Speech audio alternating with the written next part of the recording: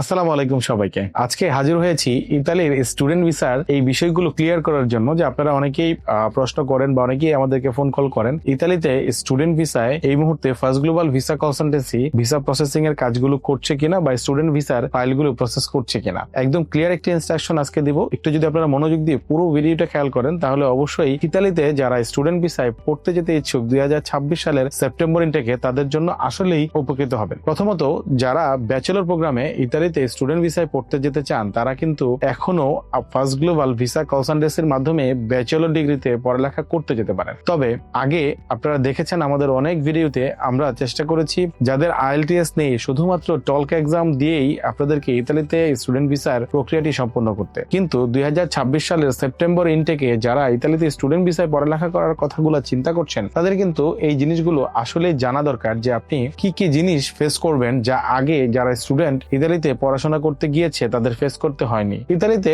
Student ভিসায় পড়ালেখা করতে যাওয়াটা এতটা সহজ না যতটা আমরা সহজে মনে করি। কারণ একটাই, ধরেন একটা হোলসেল অফারে আপনাকে কোনো প্রোডাক্ট দেওয়া হয়েছে, যে প্রোডাক্টটি আসলে আপনার অনেকেরই ক্রয় ক্ষমতার মধ্যে, তাহলে যে বিষয়টি ঘটবে ইতালিতেও কিন্তু স্টুডেন্ট ভিসায় যারা পড়তে যায় তাদের ক্ষেত্রে এমনটি ঘটে। কারণ একটা সিম্পল জিনিস, ধরেন আপনি ইতালিতে আইএলটিএস লাগবে না, আপনার পড়ালেখা করতে টাকা লাগবে না, এবং আরো কত কি ফ্যাসিলিটিস। ইতালি অন্যান্য সেনজেনভুক্ত প্রত্যেকটা কান্ট্রির মধ্যে শক্তিশালী একটি কান্ট্রি, এবং তাদের ইকোনমি জিডিপি কোনোটাই কিন্তু আসলে কোনো দিক দিয়ে কম নয়, এটা আপনারা অলরেডি জানেন। সেই ক্ষেত্রে স্টুডেন্ট ভিসায় পড়তে যেতে হলে ইতালিতে আপনাকে অবশ্যই বর্তমানে খুব সচেতন হয়ে ভিসা প্রসেসিং এর কাজগুলো করাতে হবে। কারণ একটাই, ধরেন আপনার আইএলটিএস নেই, আপনি ইতালিতে যেতে চান, এইটা 2026 সালের সেপ্টেম্বর ইনটেকের জন্য আসলেই সম্ভব না। আপনাকে অবশ্যই ব্যাচেলরের জন্য আইএলটিএস 6 নট লেস দেন 6 এবং মাস্টার্স এর জন্য আইএলটিএস 6.5 নট লেস দেন 6, এই বিষয়গুলো কিন্তু খেয়াল রাখতে হবে। ইতালিতে শুধুমাত্র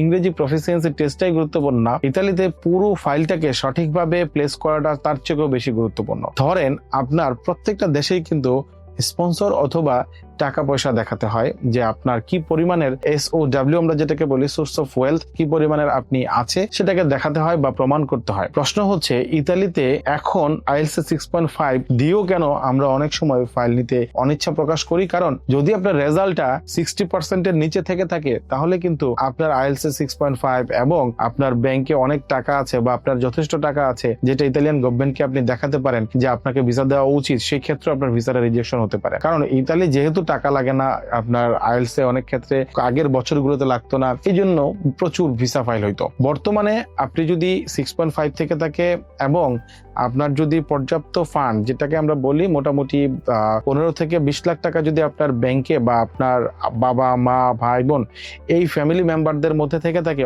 অথবা আপনাদের 5 জন বা 4 জন মিলেও যদি ফ্যামিলি মেম্বারের মধ্যে পুরো ফান্ডটা ব্যাংকে থেকে থাকে, তাও কিন্তু আপনারা এলিজিবল যদি আপনাদের আইএলটিএস ইংলিশে 6.5 অথবা 6 আইএলটিএস ব্র্যান্ড স্কোর থেকে থাকে। এখন প্রশ্ন হচ্ছে, ব্যাচেলর ডিগ্রির জন্য কিন্তু আপনাদের টলক এক্সাম দিতেই হবে। আমরা একটা সহযোগিতা বা সাপোর্ট করতে পারি, আমরা যেহেতু আপনাদেরকে সাপোর্ট বা সহযোগিতা করার জন্যই আমরা আছি, সেই ক্ষেত্রে আমরা সহযোগিতা করতে পারি। তবে এমন হয় না আসলে ইতালির ক্ষেত্রে যে আপনি ইংলিশ বুঝবেন না বা ইংরেজি পরীক্ষা দেওয়ার মতো ক্যাপাসিটি থাকবে না, কিন্তু আপনি টলক এক্সামে বসবেন পরীক্ষাটি দেওয়ার জন্য। কোনোভাবেই পসিবল না যদি আপনি ইংরেজিতে ভালো না হন ইংলিশ টলকে পাস করার জন্য। তবে আমরা ক্ষেত্র বিশেষ সাপোর্ট দেওয়ার চেষ্টা করি, যে ভাই এইভাবে পরীক্ষাটা দিলে বা এইভাবে আপনি পরীক্ষা দিলে এই জিনিসগুলোকে ফলো করলে আপনার পক্ষে টলক এক্সামটা ভালো করা সম্ভব। যদি আপনি মনে করেন আপনি নিজে টলক এক্সামটা দিতে পারবেন অথবা ইংরেজিতে আইএলটিএস এর যে টেস্টটা সেটা আপনি দিয়েছেন, তাহলে শুধুমাত্র আমি আপনাদেরকে অনুরোধ করব ফার্স্ট গ্লোবাল ভিসা কনসালটেন্সির সাথে যোগাযোগ করে আপনাদের ফাইলটা জমা দিতে। আমরা আরো 2 থেকে 3 মাস ম্যাক্সিমাম, যেটা আমরাকে বলি ফেব্রুয়ারি পর্যন্ত ইতালির স্টুডেন্ট ভিসার ফাইলটা করব। বাট এখন কিন্তু পারফেক্ট সময়, কারণ আপনারা জানেন ইতালিতে শেষের দিকে যখন ফাইল জমা দেওয়া হয় বা প্রায় ডেডলাইনের কাছাকাছিতে ফাইল জমা দিলে অফার লেটার হয়তো বা চলে আসে, কিন্তু ভিসা প্রক্রিয়াতে একটা জটিলতা ফেস করতে হয়। কারণ ইতালিতে গণহারে যেহেতু আপনার অ্যাপয়েন্টমেন্ট নেওয়া হয়, আপনি আসলে অ্যাপয়েন্টমেন্টটা না পেলে আপনার এই যে যত অফার লেটার বা আপনার অন্যান্য যা জিনিসপত্র যা করেছেন সবকিছুই কিন্তু বৃথা হবে, এবং পাশাপাশি ইতালি যেহেতু 1 বছরে একটি ইনটেক মাত্র, আপনার পুরো বছরটাই লস হতে পারে। তাই যারা ইতালিতে স্টুডেন্ট ভিসা করবেন ভাবছেন তারা এখনই আমাদের সাথে যোগাযোগ করতে পারেন, এবং যদি আপনি আইএলটিএস 6.5 এবং 6 থেকে থাকে, ইতালিতে যাওয়ার মতো 60% এর উপরে মার্ক থেকে থাকে, এবং স্টাডি গ্যাপ ফর ব্যাচেলর আপনার 4 to 5 ইয়ার্স ম্যাক্সিমাম, এবং মাস্টার্সের জন্য ম্যাক্সিমাম 10 ইয়ার্স থেকে থাকে।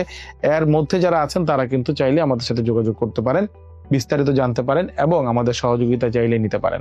এছাড়াও যদি কোনো তথ্য বা কোনো রকমের ইতালি রিলেটেড কোনো ইনফরমেশন জানার থাকে, খুব সহজেই আপনারা আমাদের দেখানো নাম্বারগুলোতে বা কমেন্ট বক্সের যে নাম্বারগুলো আছে যোগাযোগ করতে পারেন। যোগাযোগ করলে আমরা চেষ্টা করব আমাদের সর্বাত্মক সহযোগিতা করার জন্য আপনাদের জন্য। ধন্যবাদ সবাইকে। আসসালামু আলাইকুম।